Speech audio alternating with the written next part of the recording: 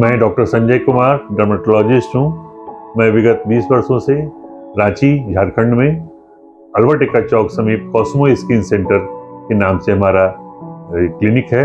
हमारे यहाँ त्वचा, नाखून, बाल से संबंधित एवं यौन रोग से संबंधित कोई भी समस्या हो उसका ट्रीटमेंट किया जाता है। आज मैं बताने जा रहा हूँ, मानसून का समय है। मानसून में फंगल इन्फेक्शन, जो एक आम भाषा में जिसे बोलते हैं कि दिनाय, एक संक्रमण होता है जिसके कारण से बहुत ज्यादा इचिंग होती है। ग्रोइन एरिया में, बॉडी के विभिन्न पार्ट में ये एक रिंग जैसा बनाता है, इसलिए रिंग वॉर्म भी आम भाषा में बोला जाता है। यह अभी पिछले वर्षों एक एपिडेमिक रूप ले चुका था कि पेशेंट दवा करता था, ठीक हो जाता था, फिर जैसे ही दवा बंद करता था फिर उसको रीस्टार्ट हुआ और काफी मात्रा में फैल गई थी।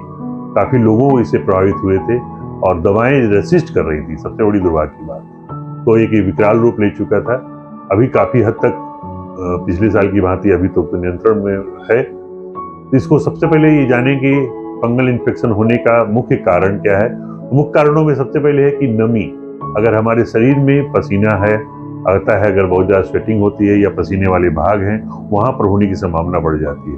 यानी ह्यूमिडिटी वाली जब गर्मी हो, उमस जिसे आम भाषा में बोलते हैं, उस गर्मी में जब हम ग्रोइन एरिया में, जहाँ पर अंडरगारमेंट्स पहनते हैं, अंडर आर्म जो है, आर्मपीट में, गर्दन के पास, इस एरिया में जहाँ पसीना स्वेटिंग ज्यादा होती है, इसमें होने की संभावना होती है। अलग अलग स्थानों पर अलग अलग नाम है, जिसका कि आम आदमी से कोई विशेष मतलब नहीं, वो हम लोग इसको डिस्टिंग्विश करते हैं।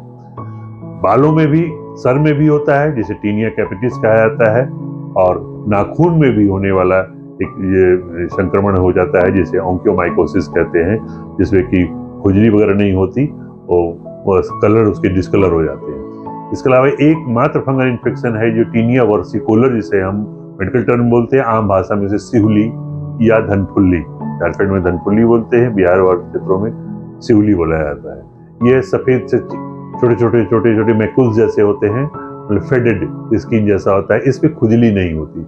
कॉमन एरिया इसका गर्दन, root of the neck, truncal, upper chest और अपर बैक एरिया होता है। इसमें खुजली नहीं होती, ये जल्दी ठीक नहीं होता। अब आते हैं कि इस पर हमें कैसे क्या क्या सावधानी बरतें जो हमें इससे संक्रमण से बचा जाए।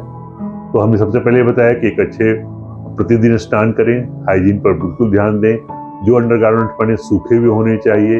अगर धूप नहीं हो रही हो, बारिश लगातार हो रहा हो, जैसा कि मैंने कहा मानसून में इसीलिए ज्यादा होता है, तो हम उनके आयरन से सुखा कर पहने। दूसरा, अगर हमें बार बार होता है तो एंटी फंगल पाउडर आते हैं जो डॉक्टर द्वारा प्रिस्क्राइब किए जाते हैं। क्लोट्रिमाजोल है, प्रोविनाफिन है, बहुत सारे एंटी फंगल पाउडर रहते हैं, उसका प्रयोग करें। एंटी फंगल सोप आता है जिसका कि हम लोग प्रयोग करवाते हैं।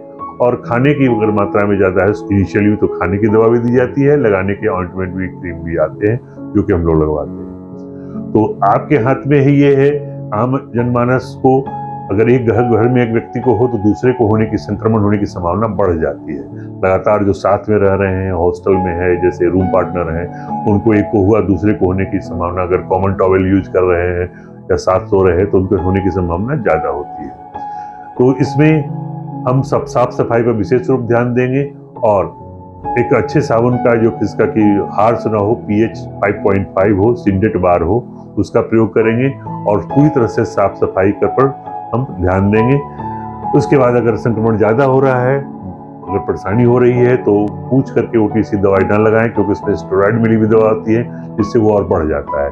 इस तरह से अगर आप सामान्य सफाई रहते हैं तो होने की संभावना बहुत कम है, और अगर होता है तो डॉक्टर की सलाह लेंगे तो यह पूरी तरह ठीक हो जाता है। यहाँ पर यह मैं जरूर कहूँगा, एंटी फंगल जो भी टेबलेट डॉक्टर प्रिस्क्राइब करते हैं, उसका पूरा कोर्स जितना दिन बताया जाए उतना अवश्य। धन्यवाद।